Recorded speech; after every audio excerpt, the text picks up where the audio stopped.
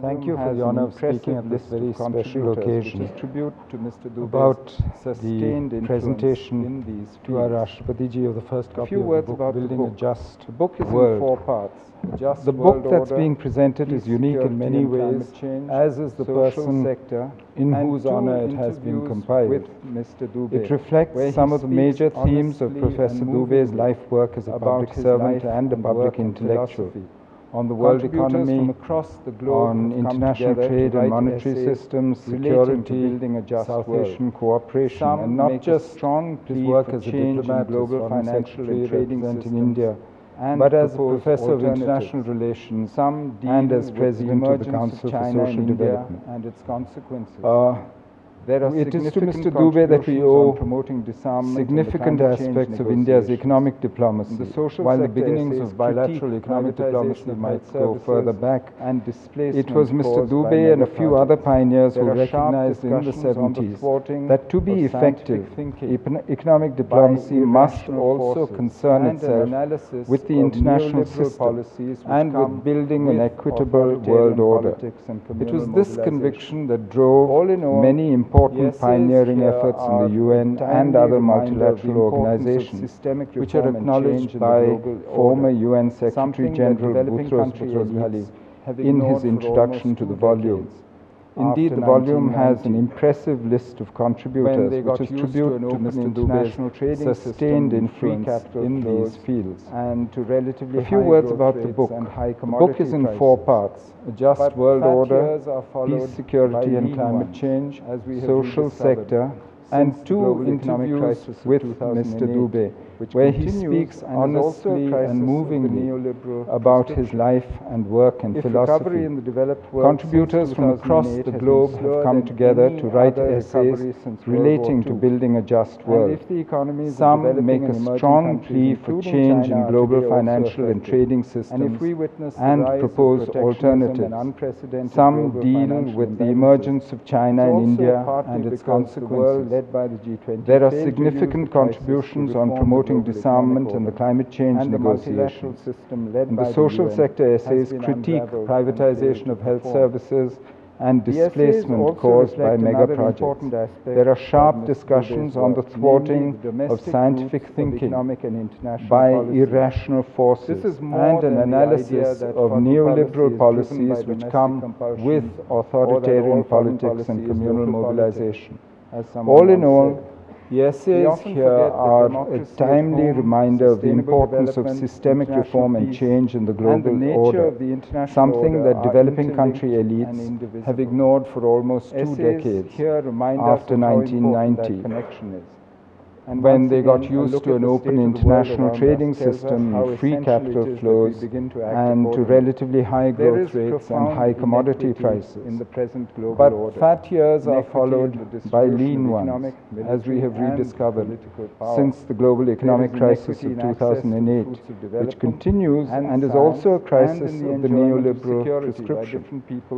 If recovery in the developed world since 2008 has been slower than any other recovery since World War II, and if the economies of developing and emerging countries, including China, are today also affected, and if we witness the rise of protectionism and unprecedented global financial imbalances, it's also partly because the world led by the G20 failed to use the crisis to reform the global economic order, and the multilateral system led by the UN has been unraveled and failed to perform. The essays also reflect another important aspect of Mr. Dube's work, namely the domestic roots of economic and international policies. This is more than the idea that foreign policy is driven by domestic compulsions or that all foreign policy is local politics, as someone once said. We often forget that democracy at home, sustainable development, international peace, and the nature of the international order are interlinked and indivisible. Essays here remind us of how important that connection is. And once again, a look at the state of the world around us tells us how essential it is that we begin to act accordingly. There is profound inequity in the present global order, inequity in the distribution of economic, military, and political power.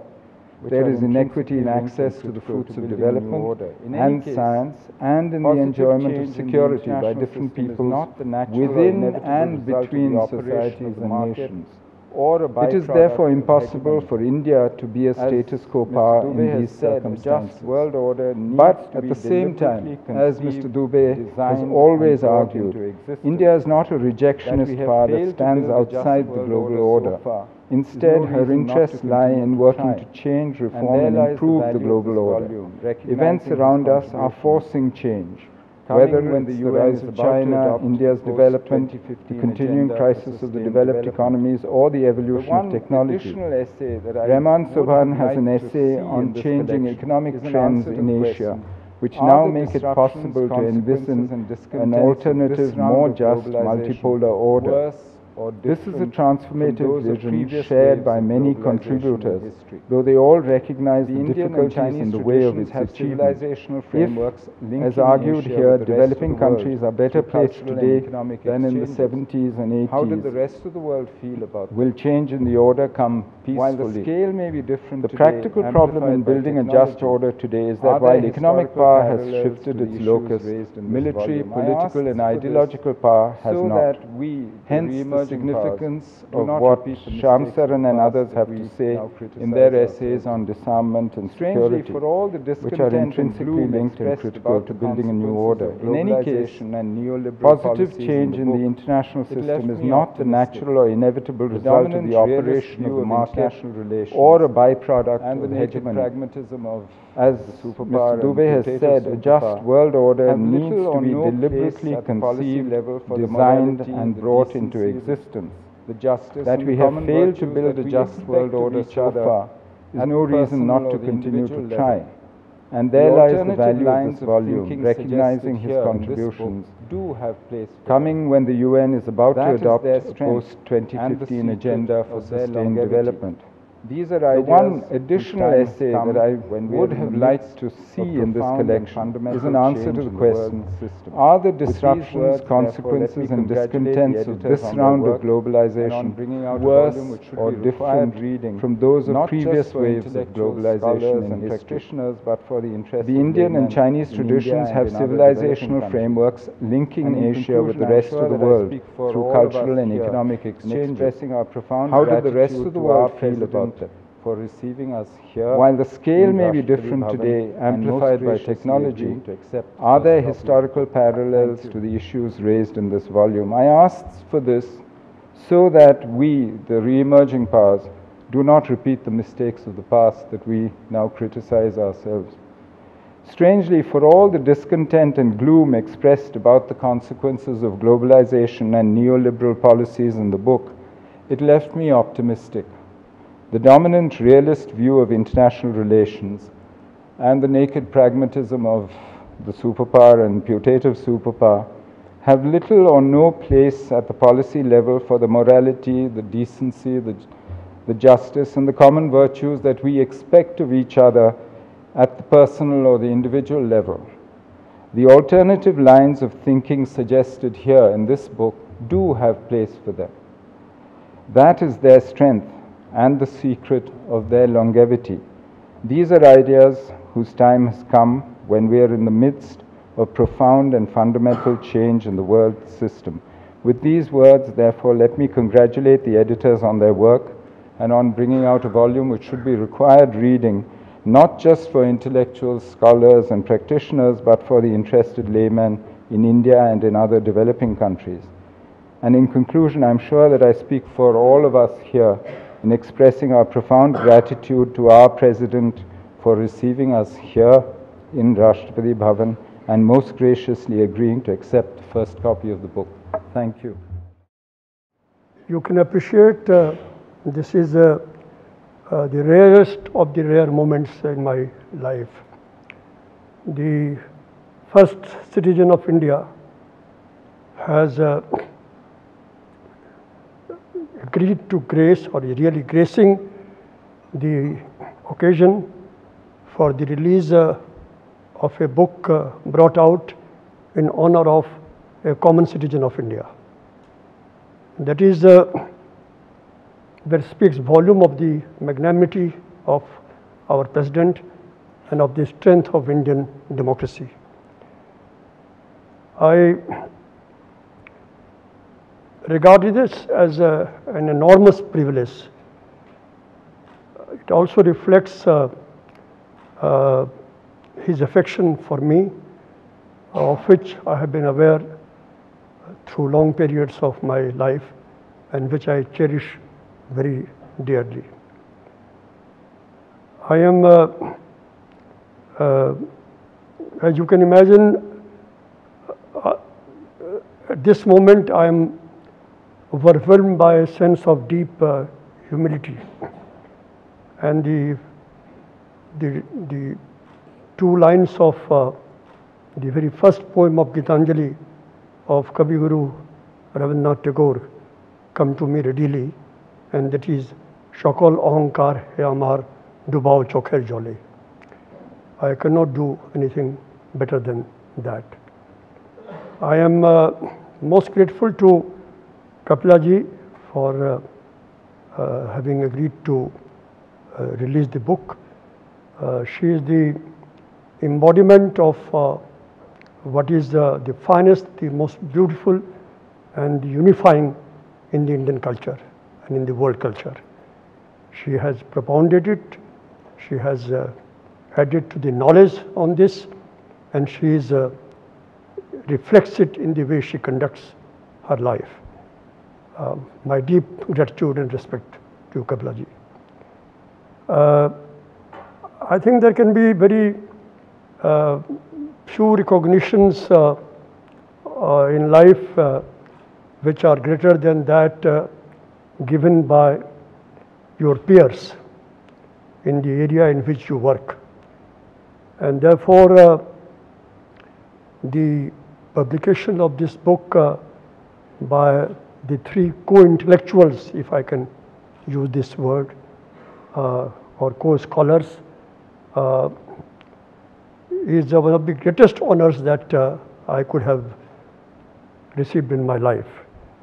I really appreciate the initiative that they have taken and the tremendous amount of work extending over almost 5 years that they put in the making of this book. It is not for me to judge my achievements or lack of it in my long career.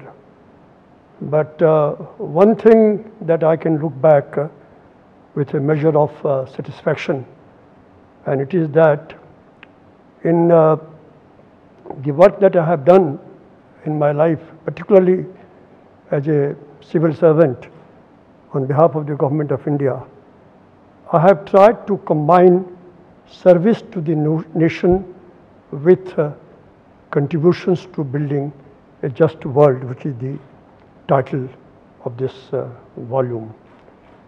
And in this, I have done nothing very remarkable. I have simply been moved by the great Indian vision of one world and welfare of all.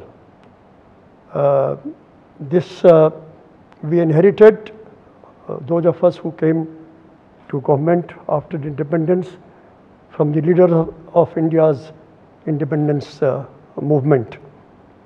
I joined the service very soon after that, so their words were very fresh in my mind. I often recalled Mahatma Gandhi's famous line when he was dragged to address the Asian Relations Conference in 1947, and that is, I would not like to live in a world which is not a one world. All of us recall that epoch-making sentence of Nehruji's extempore speech in this conference, that is, no longer shall the Asians be the petitioners in the chancelleries of the world. This is what inspired me. As a student, I was following it, and this is what I tried to follow. I did not do anything extraordinary. These ideas and these ideals moved me when I was, for example, contributing to the drafting of the trade policies governing international trade in the first UNCTAD, international development strategy for the 1980s, the global consensus on the relationship between disarmament and development, of which Mr. Natwar Singh here is aware, the vision for South Asian Economic Union, to name only a few. I would conclude by saying that I don't see this service to the nation and contribution to building a world order in compartments. I regard these two endeavors as a part and parcel of pursuing the same purpose of improving the conditions of the people and bringing justice from all over the world. I also feel that an endeavor in one of these areas is an instrument for carrying forward the objective in the other area. For, as you all know, that a national interest is best served in a just and equitable global environment.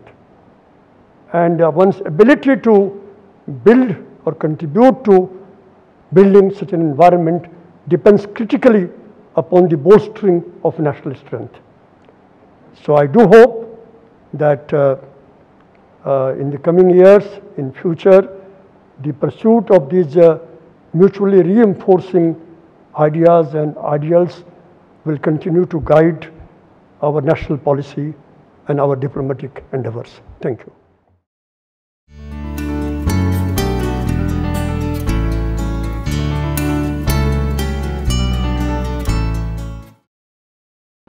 It's indeed a privilege for me to have this opportunity of welcoming such a very distinguished gathering to Rashtrapati Bhavan on a very happy occasion with the release of a publication which speaks of the desire of millions, perhaps billions of people who aspire, maybe a dream,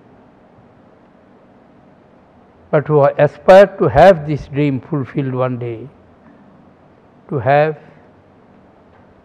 a just world.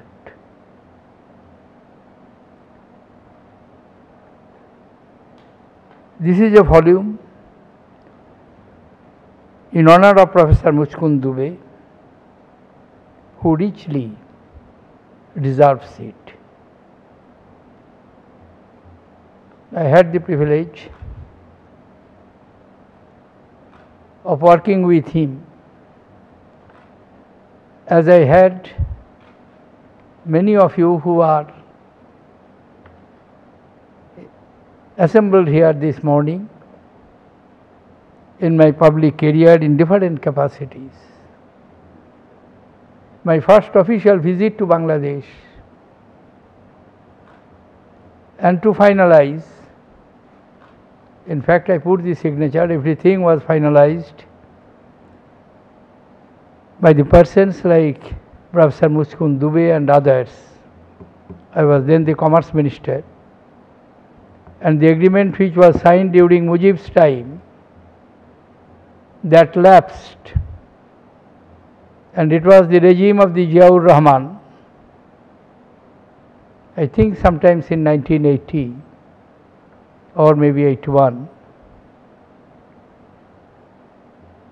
and I saw personally, as I knew little bit of Bangladesh and had personal acquaintance with many persons there, that how deep respect Professor Dubey had with the people of that country, and how intimately he understood the essence of their problems and connecting them with the problems of the developing world. Neo-liberated colonies, those who joined the Indian civil service, particularly the diplomatic service, in those days, on the one hand, they were fortunate to have the opportunity to save the foreign policy, trade policy, in the international context of the largest functional democracy of the world. But at the same time, it was very challenging that a country hardly having any resources, a country which is rich in resources but inhabited by the largest number of poor people, when they are talking of high moral, people did not take it very easily, and it was not an easy task for them to convince the international community not only the rationality of it, but with the depth of emotion, commitment, and firm belief in the principles which they propagated. I am frankly admitting I did not have the time of going through the book in details because it requires time. And when I received the copy, unfortunately I did not have it. I will go through it as I do,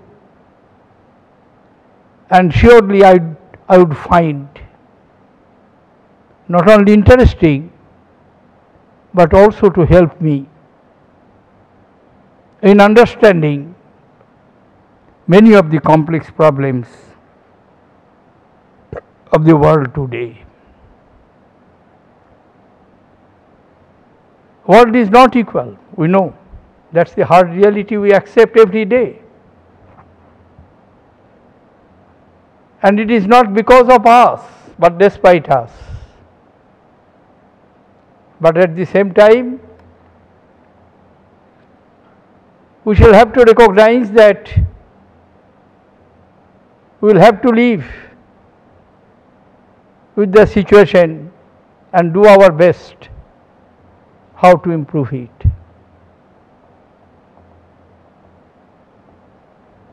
As Professor Dubey very aptly and most appropriately quoted Tagore's line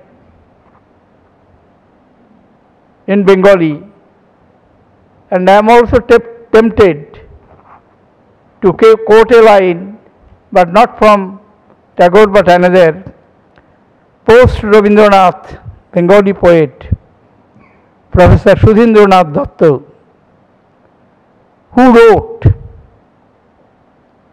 on a very interesting issues, but one line to my mind is appropriate and more than often, particularly at the meeting of the UNFCCC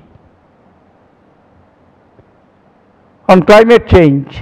It comes, অপরে পাওনা আদায় করেছে আগে আমাদের পরে দেনা শোধবার ভার. Mr. Karim will understand, and some of you may understand, but for the larger audience I would like to say, it's not our fault. Somebody else did it, but we are to bear the burden. We are to bear the burden of paying heavily from us for the misdeeds of others. Many years ago, Gandhiji warned the international community by saying, in his usual way of conveying the prophetic message, that Mother Earth has enough resources to meet the need of everybody, but surely not the greed of everybody. and we ought to pay for the greed of few in the wanton destructions of nature and adversely affecting the climate. This is not one issue, many other issues. As an ordinary student of history, I have noticed how in different forms the exploitation took place in this unjust and unequal world and continued flow of resources from the poor countries to the rich countries.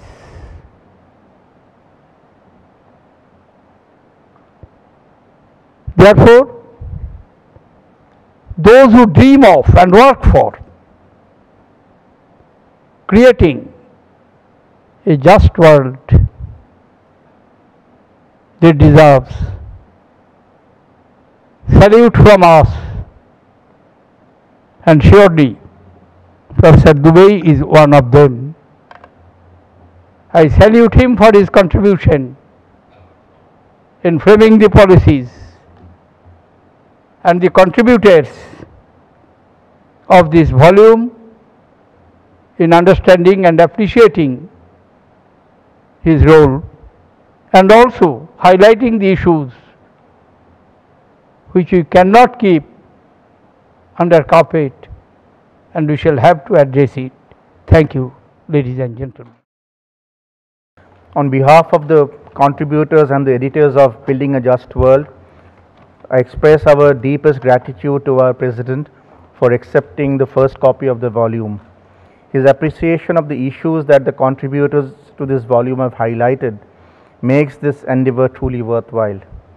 We are indeed grateful to Kapilaji for finding time for a very busy schedule to release the book. Kapilaji has always strongly supported our work, and her presence today gives us immense satisfaction. We are very happy that Mr. Shiv Shankar Menon was able to participate in this event to share his thoughts with us. He got back from Delhi yesterday after a hectic schedule, and we are indeed grateful to him. We profoundly thank all our friends who have joined us on this happy occasion. Your gracious presence has made this event a truly memorable one. We express our deep gratitude to our friends in the President's Secretariat for helping us in organizing this event. They guided us at every step and helped us in addressing all the details. We thank our publishers, Orient Black Swan, Ms. Nandina Rao, Ms. Mimi Chaudhary and Ms. Nilanjana Mojumdar in particular for their unstinted support in getting the volume in the present shape. Our sincere thanks to the Director and staff of the Council for Social Development for taking care of all the logistical needs necessary for organizing this event. Finally, I thank my co-editors, my esteemed seniors, Professor Manoranjan Mohanty and Mr. Vinod Khanna, without whose tireless efforts the idea of producing this volume would not have become a reality. Thank you.